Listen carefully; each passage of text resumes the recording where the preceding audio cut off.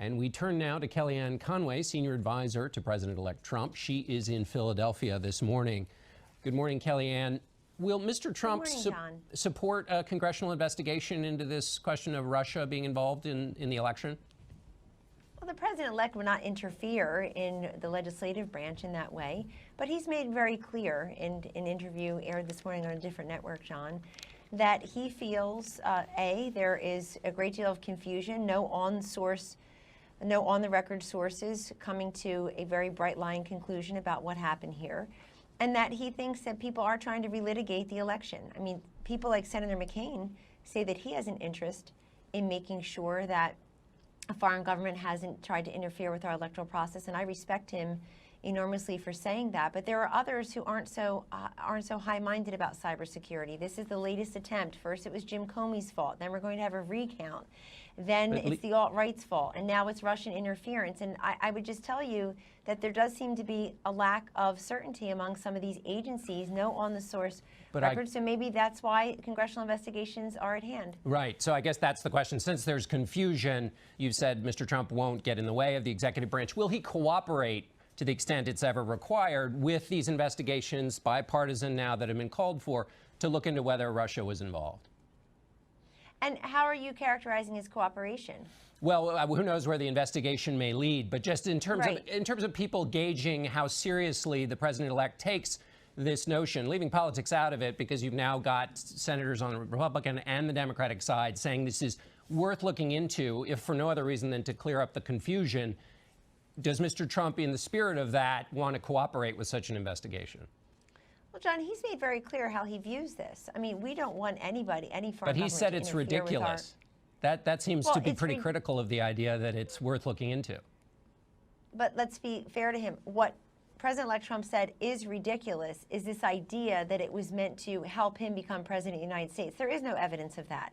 And if you go back and you listen to Clinton campaign spokespeople on your program and others, if you listen to their private briefings to media and others, they said very little about this. They were talking about how they were going to win the election before Election Day because of the early voting. False.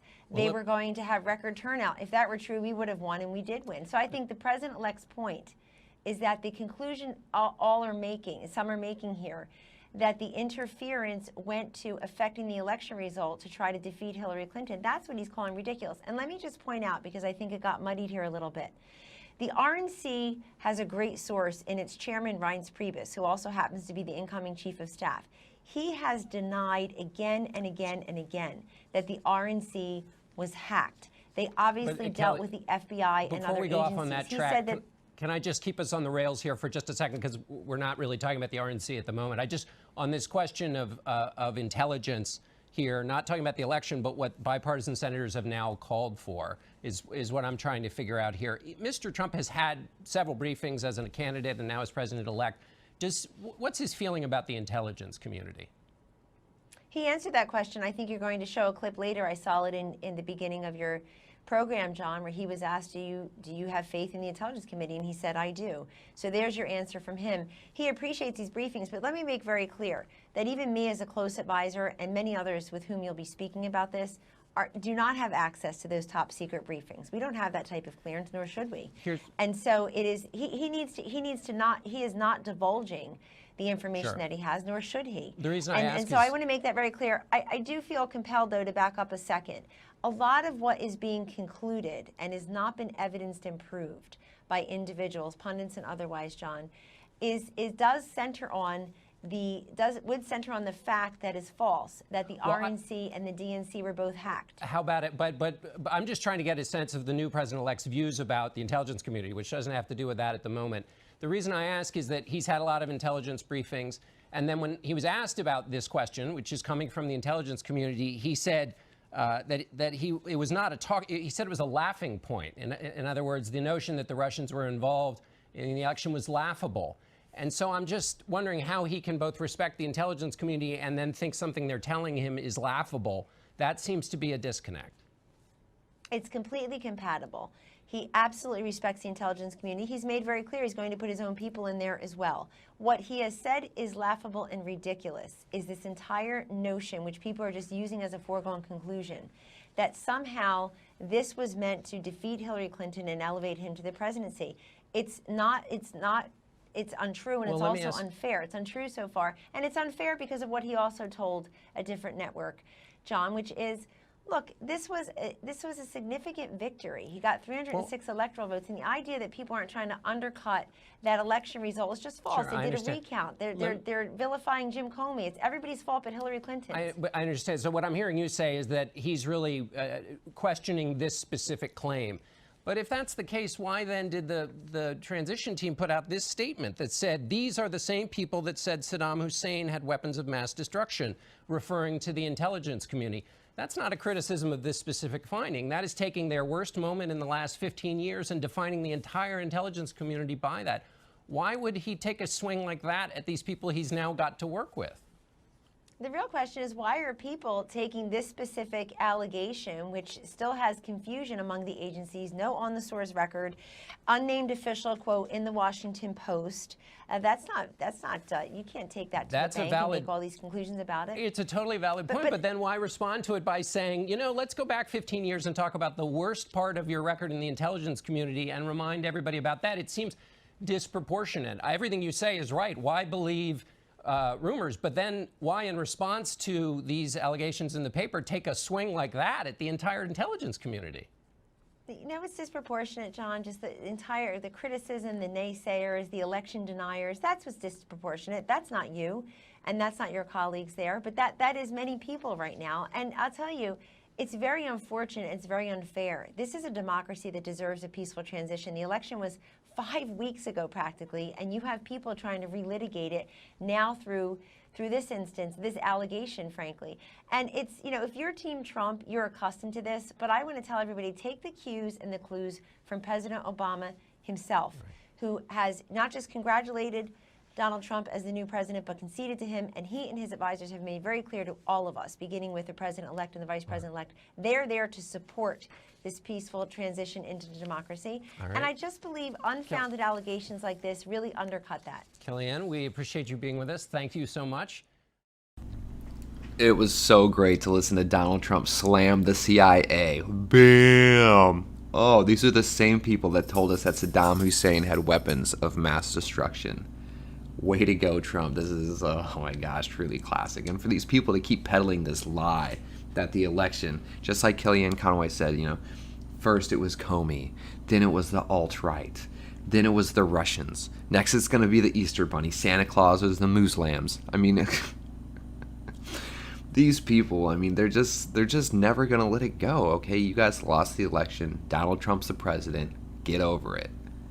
You know, really they're just trying to delegitimize Trump's presidency in any way that they can so that they can continue on with this BS parade. You know, these liberal tears just streaming down their eyeballs. They'll do anything. And that's the main goal. You know, that's why they're pushing this narrative of, oh, it was he didn't get the popular vote, or, you know, it was the Russians, or, you know, it was Conway or Comey, you know, but no, it didn't have anything to do with Hillary Clinton. The fact that she was a super corrupt politician that everybody hated. It's just ridiculous. And I'm gonna give you a little confession here. I voted for Hillary Clinton in the California primary. Now, before you unsubscribe from my channel, let me explain why I did that. And the reason for it is because I knew she had no chance in hell against beating Donald Trump, okay? And it was pointless for me to vote for Trump in the California primary because it's California. And Bernie Sanders scared the living hell out of me, just as he should scare the living hell out of any true red-blooded American that, really knows the history of this country and knows the history of socialism and knows, the horrors of living in a socialist system where everything you do is dictated to you by the state and you don't make your own choices and they tell you what job you can have and on and on and on and on and on. I mean, just look at Venezuela, okay? I mean, eggs are going for $20 an egg. $20 an egg. Can you believe that? Doctors are digging through trash for food. People are fleeing to Colombia. You know, I saw this one article. This guy, he used to be, I think, a dentist or something in Venezuela, and now he sells tortillas in Colombia. And he said, I would rather be a tortilla maker in Colombia than to be a dentist in Venezuela. I mean, how crazy is that? This guy would probably rather pick through garbage cans for cans to recycle than to live in the socialist hellhole that's Venezuela. They don't have any medicine, they don't have any food, and they don't have any justice.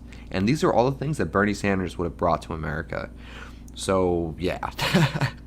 I knew Hillary Clinton couldn't win. I mean, I didn't know anybody that thought she was a good candidate, that liked her. Nobody. You know, and I live in Los Angeles, you know, the land of the liberal idiots.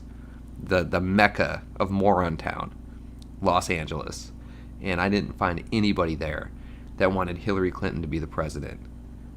You know, they all wanted Bernie Sanders because, you know, it sounds great on the surface. We're going to get free school. We're going to get free food, you know, but what is Bernie Sanders, a magician? He's just going to like will this stuff into existence for the people so that they don't have to, you know, provide for themselves.